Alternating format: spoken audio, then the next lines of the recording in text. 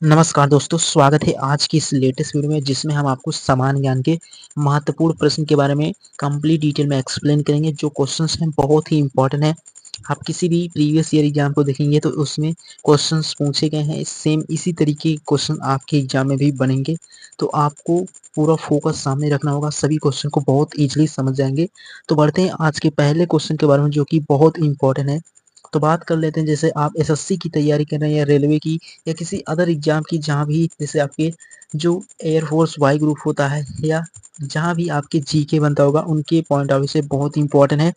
तो शुरुआत करते हैं आज के पहले क्वेश्चन के साथ, जो कि बहुत इंपॉर्टेंट क्वेश्चन है। जिसमें पूछ रहा है कि भारतीय सशस्त्र बलों का प्रमुख कौन है। तो भारतीय सशस्त्र बलों का जो प्रमुख होते हैं वो होते हैं भारत के राष्ट्रपति। तो इस तरीके से इसका आंसर हो जाएगा, बहुत इंपॉर्टेंट था। पूछ रहा है कि भारतीय सशस्त्र बलों का प्रमुख कौन होता है, तो राष्ट्रपति होते हैं। वो भी जिस भी देश के बारे में पूछेगा उस देश के क्या होंगे, राष्ट्रपति। तो ये बहुत ही इंपॉर्टेंट क्वेश्चन था। तो उम्मीद करता हूँ आप बहुत इजीली समझ गए होंगे। एंड अगले क्वेश्चन के बारे में बात करें तो अगला क्वेश्चन भी बहुत इंपॉर्टेंट है कि भारत में हर साल पंचायती राज दिवस किस दिन मनाया जाता है। तो भारत में हर साल पंचायती राज दिवस किस दिन को मनाया जाता है। तो आपका जो दिन मनाया जाता है वो 24 अप्रैल को पंचायती राज दिवस हर साल भारत में मनाया जाता है। तो 24 अप्रैल को। तो ये भी क्वेश्चन बहुत इंपॉर्टेंट था। एंड उसके आगे बात करें, उसके बाद अगला क्वेश्चन आता है, भारत और पाकिस्तान के बीच कारगिल युद्ध किस वर्ष हुआ था। तो जो कारगिल युद्ध हुआ था भारत और पाकिस्तान के बीच वो 1999 में हुआ था, यानी कि 1999 में भारत यानी कि इंडिया और पाकिस्तान के बीच जो युद्ध हुआ था कारगिल, वो 1919 में हुआ था। ये आपको क्लियर होना चाहिए, बहुत इंपॉर्टेंट है एग्जाम के पॉइंट ऑफ व्यू से। आप किसी भी प्रीवियस एग्जाम को देखेंगे तो उसमें ज़रूर ये क्वेश्चन मेंशन होगा, पूछा होगा, बहुत ही इंपॉर्टेंट है। तो ये वही क्वेश्चन है जो हर साल प्रीवियस ईयर एग्जाम में आते रहते हैं। उन्हीं क्वेश्चन के बारे में यहाँ पर आपको कंप्लीट डिटेल में डिस्कस करेंगे, जो आपके एग्जाम के पॉइंट ऑफ व्यू से इंपॉर्टेंट होते हैं। तो इसको आप जितना हो शेयर कर सकना, अपने सभी फ्रेंड के साथ शेयर करना, ताकि वो भी इन क्लासेस को देखकर अपनी तैयारी को और बेहतर कर सकें। बहुत ही इंपॉर्टेंट है। बढ़ते हैं इसके आगे वाले क्वेश्चन के बारे में, जो कि बहुत इंपॉर्टेंट है। उसके बाद अगला आता है कि कारगिल विजय दिवस हर साल किस दिन को मनाया जाता है। तो जो कारगिल युद्ध हुआ था भारत और पाकिस्तान के बीच, जिसमें इंडिया की क्या हुई थी, जीत हुई थी, और पाकिस्तान की हार। तो उसके बाद अगला क्वेश्चन इसमें मेंशन किया कि जो कारगिल विजय यानी कि जो कारगिल विजय दिवस हर साल किस दिन को मनाया जाता है। तो 26 जुलाई को इसको हर साल मनाया जाता है, जो कारगिल विजय दिवस होता है।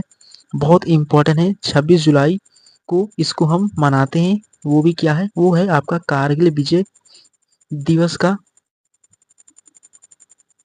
तो इस तरीके से आप कारगिल विजय दिवस हर साल 26 जुलाई को ही मनाते हैं। बहुत इंपॉर्टेंट है, सभी एग्जाम में इस तरीके से क्वेश्चंस को पूछते हैं, बहुत ही इंपॉर्टेंट है। अगर बढ़ते हैं इसके आगे वाले क्वेश्चन के बारे में, तो उम्मीद करता हूँ आप ये पांचों क्वेश्चन बहुत इजीली समझ गए होंगे। उसके बाद आइस हॉकी खेल में एक टीम में कितने खिलाड़ी होते हैं। जो आपका आइस हॉकी खेल होता है उसमें एक टीम में खिलाड़ियों की संख्या पूछे तो उसमें एक टीम में खिलाड़ियों की संख्या कितनी होती है, 6। तो यानी कि जो आइस टीम होगा आपका उसमें खिलाड़ियों की संख्या कितनी होगी, 6 होगा। बहुत ही इंपॉर्टेंट है। जो आइस खेल होता है, जो भी आइस खेल किसमें, हॉकी खेल में, एक टीम में जो खिलाड़ियों की संख्या होता है वो 6 होता है, ना कि 11 और 16 होगा। तो इस तरीके से इसका सही हो जाएगा, यानी कि 6 खिलाड़ियों की टीम होती है। जो एक टीम होती है उसमें 6 खिलाड़ी होते हैं एक तरफ, और दूसरी तरफ एक दूसरी टीम होगी, उसमें भी आपके 6 खिलाड़ी होंगे। तो ओवरऑल अगर आइस खेल में खिलाड़ियों की संख्या पूछेगा तो 12 होगा। अगर एक टीम की बात करेगा तो जस्ट उसी का आधा, यानी कि 6 खिलाड़ी होते हैं आपके आइस हॉकी खेल टीम में। तो ये बहुत इंपॉर्टेंट है। एंड इसके आगे बात करते हैं, उसके बाद अगला आता है कि गुरुत्वाकर्षण की खोज के लिए कौन सा वैज्ञानिक जाना जाता है। तो जो आपका गुरुत्वाकर्षण है, जो न्यूटन सर थे उन्होंने ही गुरुत्वाकर्षण की खोज किया था, और उन्हीं के ऊपर ये पूरा योगदान है। जो संसार में उन्होंने बताया कि हर एक वस्तु दूसरी वस्तु के अपनी तरफ आकर्षित करती है, वो आकर्षण बल ही आपका गुरुत्वाकर्षण बल होता है। यानी कि संसार में हर एक वस्तु एक दूसरे के ऊपर आकर्षित होती है। तो वही इसी इसके बारे में सर हमारे जो न्यूटन सर थे उन्होंने इसकी खोज किया था। तो ये साइंस में इनका बहुत बड़ा योगदान है। आप बहुत ईज़िली ये भी समझ गए होंगे, बहुत इम्पोर्टेंट है। एंड उसके आगे बात करें, उसके बाद अगला क्वेश्चन आता है, बहुत ही इम्पोर्टेंट है कि दिल्ली को किस वर्ष भारत की राजधानी बनाया गया? तो दिल्ली को जो भारत की राजधानी बनाया गया 1911 में, यानी कि 1911 में दिल्ली को भारत की राजधानी बनाया गया था। बहुत ही इम्पोर्टेंट है। तो उम्मीद करता हूँ आप यहाँ तक बहुत ईजिली हर क्वेश्चन को समझ गए होंगे प्रॉपर तरीके से। अगर आपको फिर भी कोई डाउट हो तो कमेंट बॉक्स में पूछ सकते हैं, बट आपका फोकस सामने रहेगा तो ऐसा हो ही नहीं सकता कि आप क्वेश्चन को ना समझ सकें, बहुत ईजिली समझ जाएंगे। उसके बाद अगले क्वेश्चन पे आते हैं। तो इसमें मेंशन किया है कि दिल्ली से पहले कौन सा शहर भारत की राजधानी था? तो दिल्ली से पहले जो भारत की राजधानी था वो कोलकाता था, जो आज बंगाल की, यानी कि जो पश्चिम बंगाल है उसकी राजधानी कोलकाता है। वो 1911 से पहले कोलकाता ही भारत की राजधानी था, यानी कि दिल्ली से पहले भारत की राजधानी कोलकाता था। तो ये क्लियर होना चाहिए आपको प्रॉपर। किसी भी तरीके से एग्जामिनर क्वेश्चन पूछ सकता है।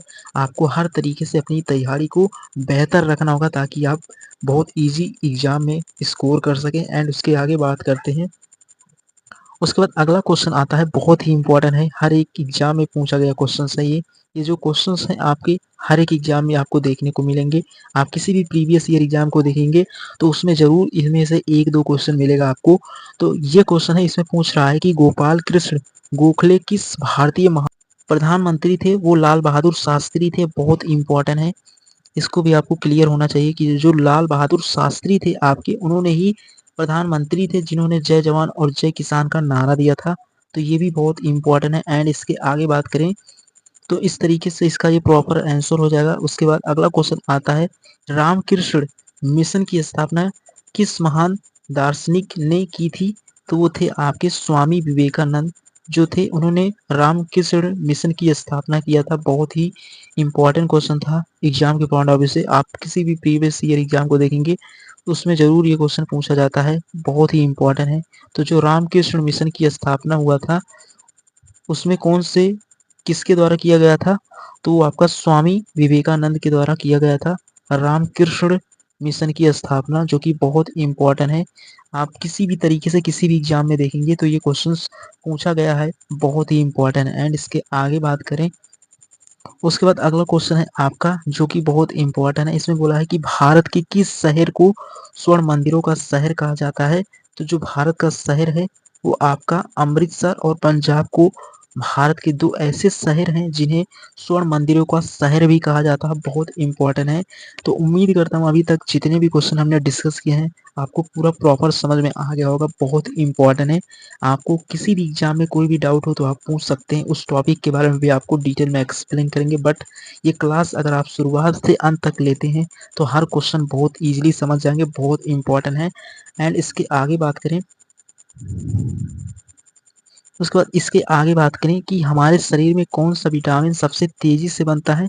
तो हमारे शरीर में सबसे तेजी से बनने वाला विटामिन जो होता है वो विटामिन डी होता है। यानी कि जो विटामिन डी होगा वो मनुष्य के शरीर में सबसे तीव्र से बनता है, जो बहुत इंपॉर्टेंट था, जो आप इसको बहुत इजीली समझ गए होंगे, बहुत ही इंपॉर्टेंट है। एंड इसके आगे बात करें, उसके बाद अगला क्वेश्चन है, बहुत इंपॉर्टेंट है, इसको भी एग्जाम में पूछ सकता है कि वृद्धा अवस्था में मानव शरीर कमजोर क्यों हो जाता है? तो आंसर हो जाएगा इसका, इसका आंसर हो जाएगा क्योंकि कैल्शियम की कमी के कारण मनुष्य क्या होता है, वृद्धावस्था में कमजोर हो जाएगा। तो इस बॉक्स में इसका आंसर हो जाएगा, यानी कि कैल्शियम की कमी के कारण इंसान क्या हो जाता है, कमजोर हो जाता है। तो ये है प्रॉपर आपके इंपॉर्टेंट क्वेश्चंस। तो अगर आपको कोई डाउट हो तो कमेंट बॉक्स में पूछ सकते हैं। बट अगर आपका फोकस सामने रहा होगा तो आप बहुत इजीली समझ गए होंगे, बहुत टफ क्वेश्चन नहीं है।